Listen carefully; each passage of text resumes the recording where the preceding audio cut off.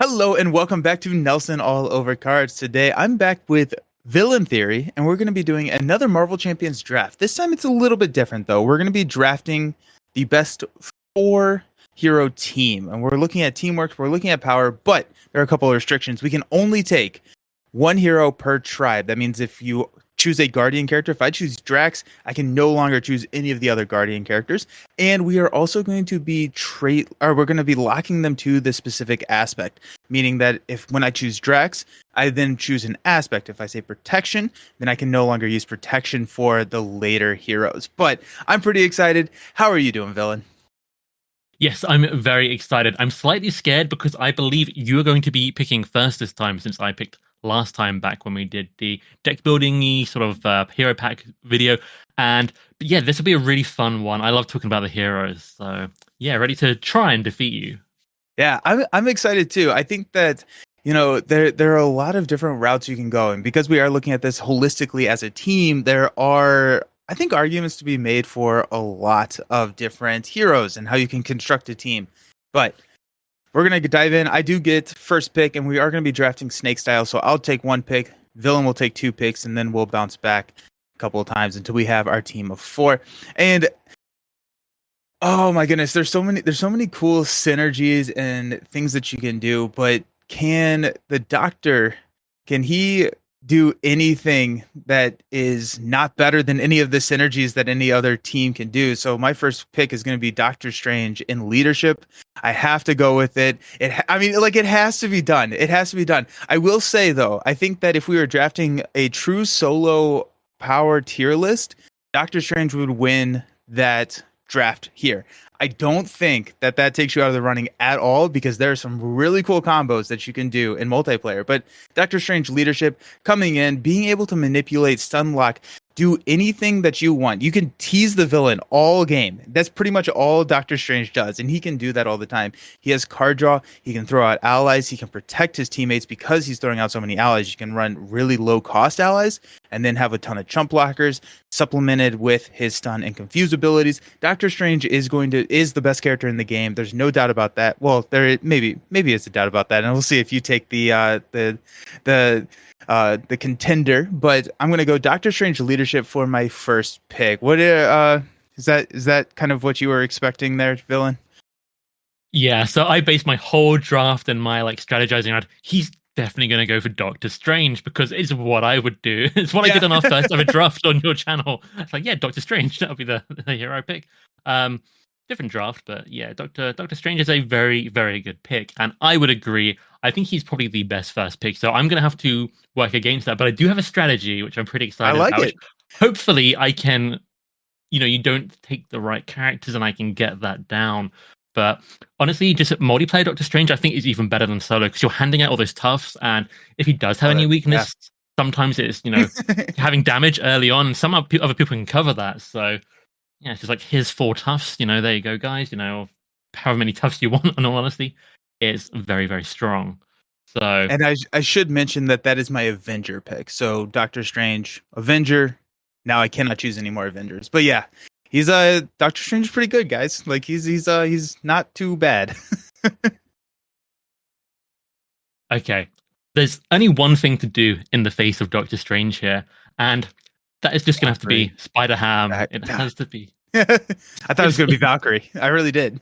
Well, Valkyrie was a close contender, but then I used my brain, and no, Valkyrie's fine, but it's gotta be SpiderHam.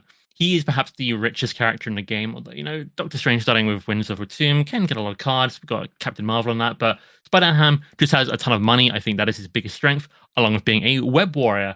So if I'm going to have a web warrior, it's got to be SpiderHam. And if I'm going to compete with Doctor Strange, it's got to be SpiderHam. He just has so much resource generation. And yes, I'm putting him in leadership because clarity of purpose. And technically, I could have another leadership character give him that, but I think it just works really smooth giving him that. Then all the leadership tools to mess with Web Warriors, which I'm obviously building into the deck. So that with Web of Life and Destiny, potentially giving cards to other characters as well. So maybe it's a little bit of a support SpiderHam with lots of allies and shenanigans. So yeah, I just gotta go for the pig, and that's my best bet against Doctor Strange. No, yeah, that's fantastic. I was kind of expecting you to go justice with Ham, just because I mean, 4 player, he's the thwarting machine, but leadership is a very, very, very solid pick for the pig as well. Oof, good one. Nice, yeah, I like it. So that means that I get to take 2 picks now, and this is, I think, where it gets. I think those first 2 picks were fairly set. Like, I think we both kind of knew where those 2 picks were going, and where it opens up, I think, is these, second and third picks, because there's a lot of great options for us out there. I think. I am going to interrupt briefly here. Oh wait, In a yeah, draft pick, why do I get 2? you do get 2. Oh no, oh Do I get another no, one? oh no, oh. Well, that takes a lot of pressure off me, I think. Alrighty, go for it. So I did consider SpiderHam Injustice, I was working around it, but I think leadership is just going to run really smooth because he's always going to be able to afford maybe a card like Regroup or something or anything like that, and it's going to, along with a few allies, it's going to go well. While Injustice, which I will pick my Justice character now, this has been the hardest one for me to decide. I'm between 2 picks, and I'm really like teetering on the edge between them. One pick, I think, is stronger at threat removal. One pick is still good at threat removal, but brings a lot of other benefits. And maybe we'll talk about that at the end. But I'm really like 50-50 on the fence here. And my gut is telling me one thing, my head is telling me another. But I think we're going to go out there with, I think this might surprise people. I'm actually going to go with Miss Marvel for Justice. Ooh, yeah, because very good. I think in a team of 4, the threat removal is just unparalleled. I can play even the odds, exhaust my hero, bounce it back, play it again, that kind of thing. I can shrink it, and she's just got that cool alter ego stuff going on. She's just a very solid hero, but in 4-player, just her strengths get amplified. So that is what I'm going to have to go with. And that is sort of why Spider-Ham did not end up in Justice. No, Miss Marvel Justice is absolutely crazy in multiplayer. She with her shrinks and being able to shrink the multitasking into the Overwatch, you're looking at, I think it's about like infinity threat removal. So Yep. fantastic pick. Oh my goodness. Okay, so that means that I'm looking at 2 picks now. I jumped the gun earlier, but now I finally get 2 picks. And I think I'm going to go and kind of offset one of other Strange's weaknesses here. And I think one of Strange's weaknesses can be minion control. And so if he's going to be dealing with a lot of minions, I want someone who's going to be really good at taking out minions. And this is going to be my Guardian pick. And I'm going to go with Rocket Raccoon in Aggression. So Rocket Raccoon in Aggression with the Hone technique, he has access to Dive Bomb, which means that minions are no longer an issue. He needs to be able to flip down to Alter Ego to tinker all of his techs away. And in a 4-player game, especially with Strange sitting there with helping with Confuse and threat removal, he's going to be able to do that. Rocket is a fantastic solo hero and gets even better in multiplayer, especially in that aggression aspect when he can focus on what he does best, and that is minion slaying. So Rocket in Aggression is my Guardian pick because he's just gonna minions don't matter at that point. So what do you think about Rocket Aggression? Yeah, I find picking Aggression as your second pick really interesting. I didn't expect it, but Rocket is obviously phenomenal there with his, ability to get cards when he defeats minions. He's going to have a really, really, really good time. So I think that's a very solid pick. I like that. I did think about Rocket. He wasn't one I was planning on, but very solid. There's a lot of good Guardians, and I knew I needed a great minion slayer, and I feel like Rocket in the Guardian is complemented the rest of my hopefully finished team. It depends on if you continue to take, or if you take any more of my picks. That's the big question mark here. Now, I think this is where it gets kind of interesting. I was having a hard time with Justice and Protection, mainly because how does that all work? With Justice, you're going to need someone who gets a lot of threat removal, and with Protection, you kind of want someone who can protect the entire table. And I am also kind of leaning into, this is going to be my protection pick. This is going to be my protection pick. It's from the X-Men. And I'm kind of leaning into a kind of a supportive build as well. And I'm going to go with Storm here. Storm in protection. She has access to mutant protectors, which can get the X-Men out there earlier, but also she has access in a 4-player game, well, in any number of game, but she can affect so many characters with her weather ability. And so throws Thunderstorm out there in a 4-player game. Since you can call on actions, you can make sure that you get the right weather in at the right time. If you have Weather Goddess, or you can switch it to Blizzard right before the villain's turn. So in two ways, you can have significantly more attack. If you're running a huge number of characters on the table, +1 attack for every character adds up.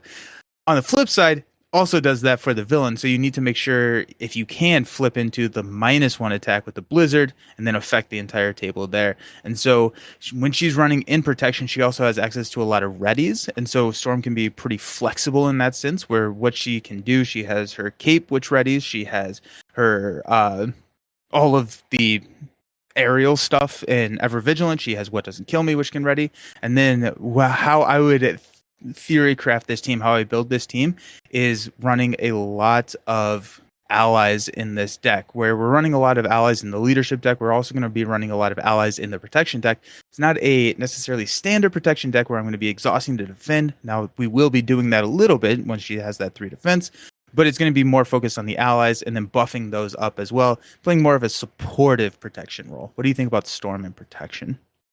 I think, just like our first ever draft, you have stolen Storm from me. She wasn't 100% I was going to pick her, but she was very high up there. I was like, I need to get Storm in this list. And yeah, no, I love Storm, you know that. And I think in a 4-player game, giving +1 to all the characters, well, there's a lot more of you than the villain, more than ever. And with Doctor Strange handing out all those toughs and stuns, I think the threat from the villain is a lot less. And it will depend if they're Stalwart, will depend if you've, maybe got some piercing going on, other effects like that. But nonetheless, I think Storm is really good. You've got that board-wide, stun and confuse clear when she gives Stalwart to the whole team, which, there's so much going on. So I think she pairs really well with Doctor Strange in particular. I think she's just a solid hero in general. And yeah, I can't really fault that. I like the X-Men characters, allies in protection. I think they're very strong. So yeah, no, honestly, good picks. I want to do some trash talking, but I think that's a very, very solid team. Alrighty. Well, that's 3 of my 4. I am 75% of the way there. You're about to finish your team out. You still have an aggression and a protection pick. What are we going to see rounding out Villain Theory's table today? Yes, and I have picked a Web Warrior and a Champion so far, which are very on theme for our podcast episode coming up, or maybe already out. Yeah, nice. Not intentional, but So I think I'm going to pick aggression first because I'm most excited about my protection pick. And my aggression pick, I think maybe, once you've got that hone technique down on Rocket, maybe it's not going to kind of equal what he can do with like card draw in terms of the late game. But I think his early game is strong. I think what else he brings to the table in terms of like threat removal, survivability is also stronger than Rocket. And that pick has to be Angel. So Angel in aggression, huge amounts of damage on that character already. Give him Dive Bomb, give him Pitch Back. You could put Hone Technique in there, but he doesn't necessarily need it either. He hits the ground running, very powerful. He's going to help cover a lot of the early game and even help with the forwarding quite a bit. So that is going to be my first of my final 2 picks and my X-Force pick. Yeah, I don't like that you took Angel away from me because he was definitely on the short list for me. Angel is so versatile, so good. He can pretty much fit any role in an aggression multiplayer. Anybody with aerial is going to be a fantastic aggression pick, and Angel starting with that, including his Archangel ability, Angel of Death, adding on even more damage.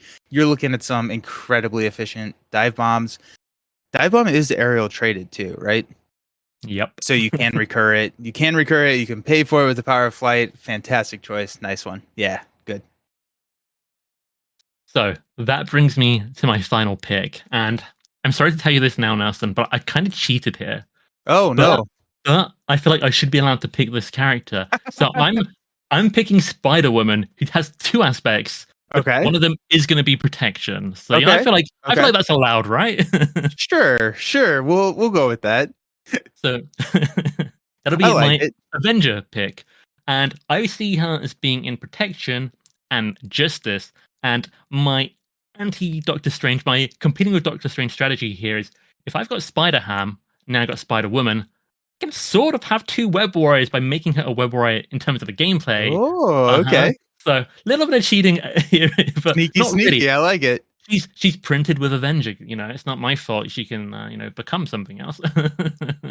And I'm thinking, if I've got Web Warriors from Protection and Justice, and SpiderHam's maybe got the basic Web Warriors, and we've got Web of Life and Destiny, I just see tons and tons and tons of card draw for the table as we're cycling in all these allies. So that's probably my go-to strategy for Spider-Woman. So she has tons of very, very powerful builds. I think that one's probably the one that's going to synergize the most here. But generally a good all-round hero as well. She can attack for... She's pheromones and containment immunity, contaminant immunity. She is very hard to defeat while she does tons of stuff on the board. So I think that's going to really round out the team in that regard. And it's not really a character that I think will protect the whole team every turn. But, pheromones might stun and confuse. We've then got multiple allies coming up. We've got combos with SpiderHam. I think it could do a lot. So that's what I'm going with. And my other characters, I think, are quite self-sufficient. Maybe not so much Miss Marvel in terms of covering all her defense, but she can pretty much do it. So I don't feel like I need a lot of outside help for them. Nice.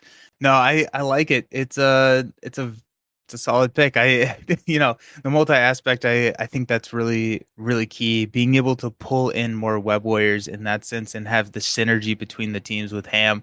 That's really good. Web Warrior synergy is just so good. And the more Web Warrior allies you can get on the table once you have Web of Life and Destiny, oh my goodness. Especially, and we kind of talked about it in the podcast episode, but like Web of Life and Destiny gets really good, especially because you can pass those cards out to other players. Now, a lot of the times you want to take that for yourself, but if there is another player, say Ham plays it and I've already forgotten all your draft picks. Your Spider-Woman needs a card to help play that last pheromones or something. You can pass that card to her by tossing an ally out. I really like that pick. It's very synergistic with the rest of the team. Yeah, that's kind of what I'm going for. And I think, I think with Miss Marvel and Justice, if I need more threat removal, we can just throw her all the cards in the world, and that should hopefully solve that. So that's kind of my plan in my head. Nice. Okay, so that means that I get to round out my team with a Justice pick, and it's going to be coming from the X-Force wave here. We're going to be choosing Cable. Cable is going to be my Justice pick. I feel like my team has a really, really solid late game pull here, and it can cover the early game, especially with Rocket. And Cable can do some pretty good stuff in early, but Cable's whole gimmick is that he can bring side schemes from any aspect.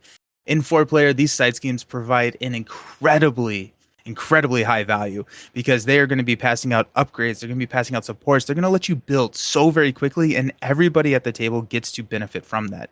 He also then powers up by having more side schemes in that victory display. And so late game, the mind scans, the overwatches, mind scan removes threat plus additional threat for every single side scheme in that victory display. So now if you combine that with Overwatch, you're doubling up on that. In multiplayer, in a 4-player game, you're going to be running into a lot of threat. And Cable feels like he is just somebody who can absolutely handle that while also benefiting the rest of the team. So I'm looking at probably running almost quite close to most of the side schemes.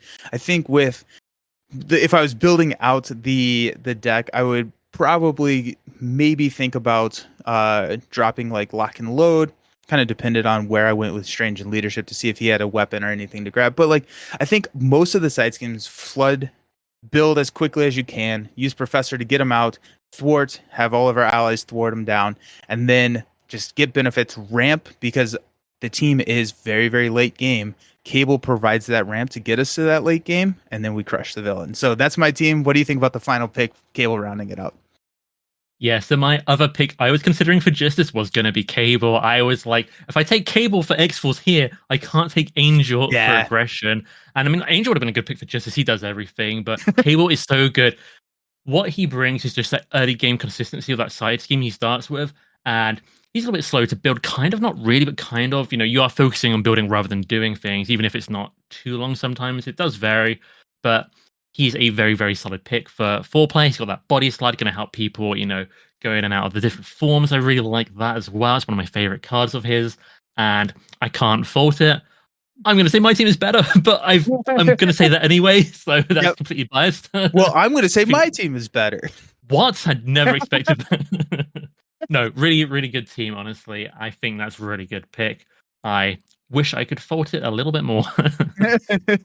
Nice. Well, Villain Theory and I now are in contention about whose team is better, so we need you all to help us figure that out. Let us know down in the comments, who do you think has the better 4-player team?